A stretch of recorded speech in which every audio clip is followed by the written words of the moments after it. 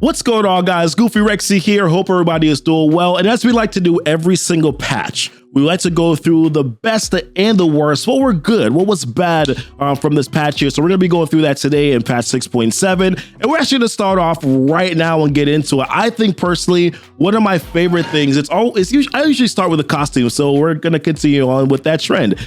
I love the costumes that they've introduced here into Marvel Strike Force, or some of the costumes that they've introduced into Marvel Strike Force here for patch 6.7. This one in particular, I think might be my favorite. One of my favorites that they've ever created ever is this Archangel one. Look at this glow up, man. Oh my God, like in the detail. To me, it's always, they do such a good job of paying attention to detail. You can see the fingertips right there. There's this little gray that's like right in between on the armbands. It's so pristine and so well done. I cannot wait to get my hands on this costume. The other one that I do like as well is the stature costume. This one's going to be a little bit further down because I haven't invested into my stature for quite some time. But the stature costume looks really good. Now, this is, of course, the look from the Quantum Mania movie. That's what we're going to be seeing here. This also kind of resembles her Stinger outfit as well from the comics. So I do like sort of like the blend and the mashup here. This one is pretty good. Now, I do think that they got a little bit lazy with the Lunar New Year costumes, if you ask me. They kind of just recolored them, if you kind of look at it that way, right? For the Brawn costume, it's the same thing as this one. They just put the Lunar New Year flow on it. And like, I would have liked it if they went into more detail like they did with the other ones and created a whole new Lunar New Year costume. Oh my God, that would have been really dope, right? They didn't really do that in this one. So that's Brawn. Colleen Wing, I actually think, although they just kind of did the same thing, like reskinned it, I do think that this one actually looks really good. If you ask me, this one looks pretty solid. And then there's also the Shang-Chi one too. Not a huge fan of that one, but once again, shout out to them for actually acknowledging Lunar New Year and then bringing these things in. I think that that's a good thing, if you ask me. The next thing I want to talk about here, I don't know, my voice went so high. The next thing that I want to talk about here are the save squads. This is pretty dope, man, if you ask me. This right here, this sword button, one of the best quality of life things that they could have given me personally. Now, maybe you don't feel the same way, but I definitely like this. Part of the reason why I don't even like to update my Blitz squads is because of this damn sort button, man, not being able to sort. So now you can sort it by power. Either you go from lowest to highest or you go from highest to lowest here. This makes it so much easier. Now I can delete and remake as I kind of want to, as it pertains to Blitz squads. I like it, and of course, it definitely will help out with your other save squad, which I typically tend to use more, like Cosmic Crucible, Alliance War, things like that. I typically tend to update a little bit more often. It makes it easier to kind of go through that Avengers Tower, right? Whenever that pops up around again.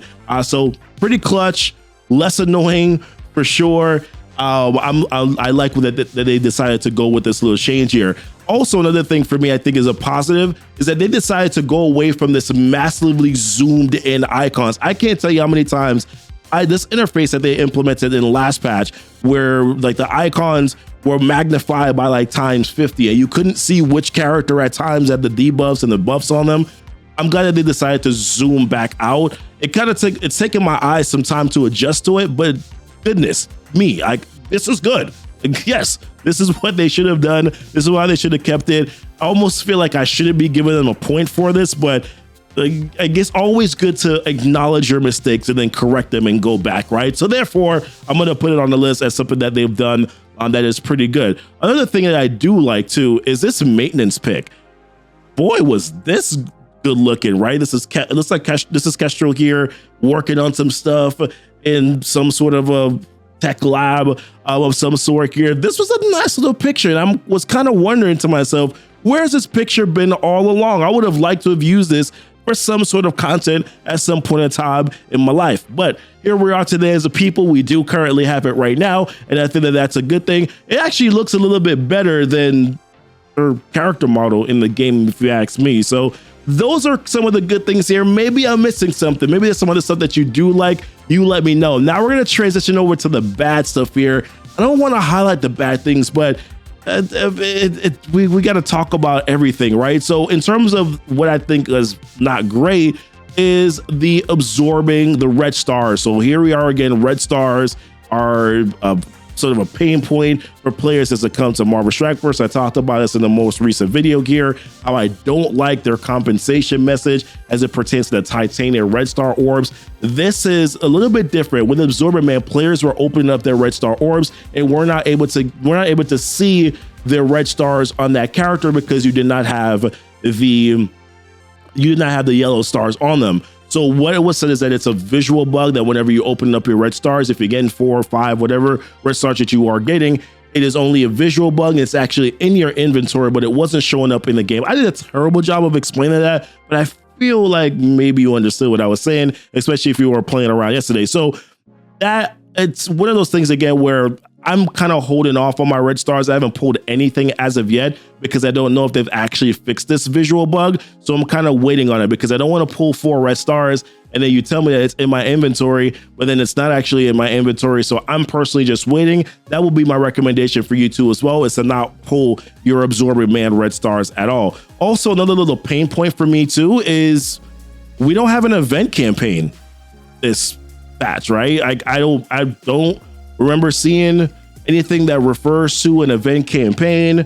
Let me search here. Event, no, campaign. Let's go. Campaign.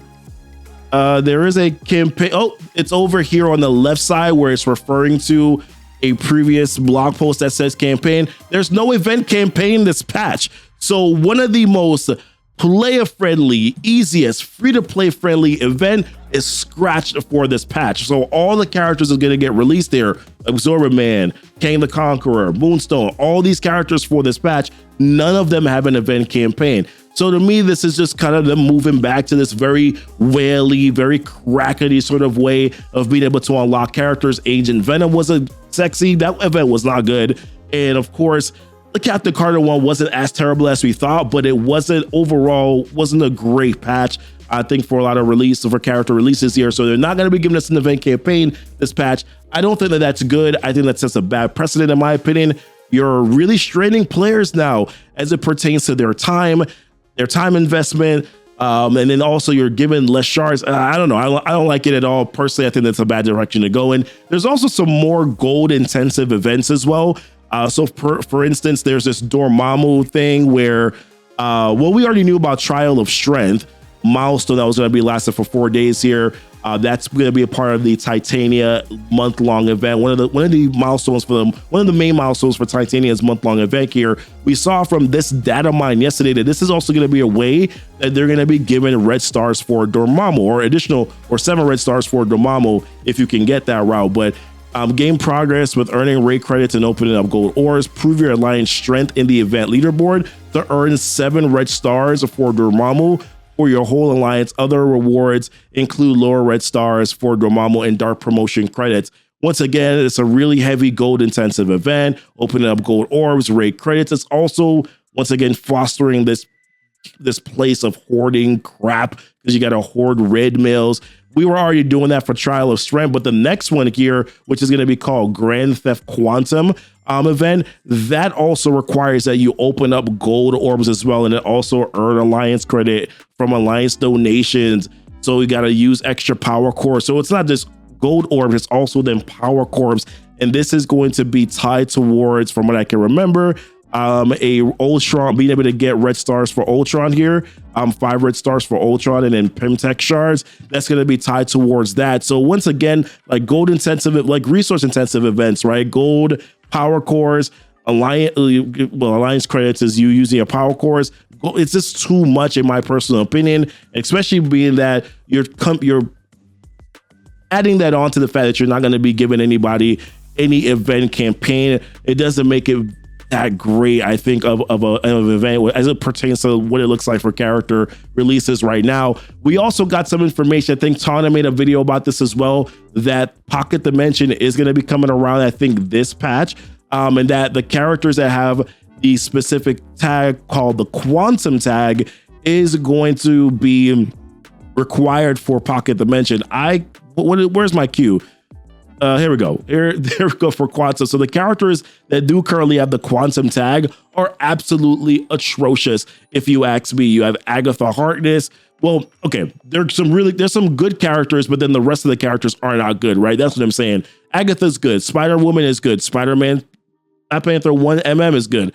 Dark Beast is good. Ghost, not so great. I don't know many players that are going to be going to want to invest into Ghost that haven't invested into Ghost already. There's Spider-Man Noir, which you probably can't see behind me. And then you have the rest of the Pimtech team here, Ultimates. And then there's also Kang the Conqueror as well. So most likely you're going to have to go through Pocket Dimension first, unlock Kang if you want to be able to use him in Pocket Dimension. And it looks like that's where you're going to be able to get shards for him as well. That's based on, I think, the information that we got from the data mine. So I don't know, like from an end game roster perspective, sure, players will be able to do this. But for other players who are more so mid game that never invested into Ghost to this high level, like I would never recommend anybody putting orange gear on this character, right? And anybody that has not done that already, you're kind of pooped out of luck.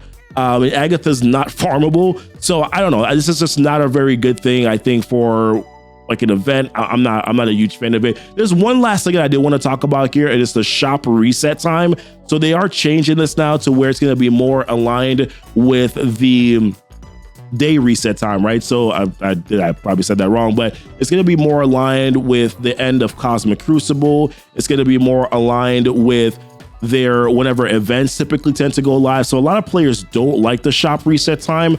I like it, but maybe that's selfish on my part because it's a little bit more uniformed with some of the other things that they do already. So I actually like the shop reset time, but I could understand why some people may not necessarily like this as well. But what are your thoughts, guys, as it pertains to this patch? Like, what do you think? You know, what did you like about this patch? What do you don't like about this patch? How do you feel about the Pocket Dimension tag thing? To me, that's like one of the bigger highlights. No event campaign also is really bad, if you ask me, because at least it would have given some earlier players an opportunity to be able to unlock characters. All this just makes it really, really, really challenging, I think, for me personally, especially being that these characters are going to be tied towards legendaries, which of course is probably the reason why they're doing that, right? All right, listen, appreciate you guys watching the video here. If you like more content like this, where we kind of do some little overviews, breakdowns, guide videos on MSF, things like that, then hit that like button, guys, because that definitely helps out the YouTube algorithm. Also hit the subscribe button and hit the notification bell so that you know when the videos do go live. See, if you don't hit that notification bell, you won't know when the videos do go live. Also, check out the links that are down below in the description where you can follow me on social media, Instagram. There's also my Discord, there's Twitter. All that stuff is down below as well, guys. And until next time, y'all be blessed. Y'all be safe.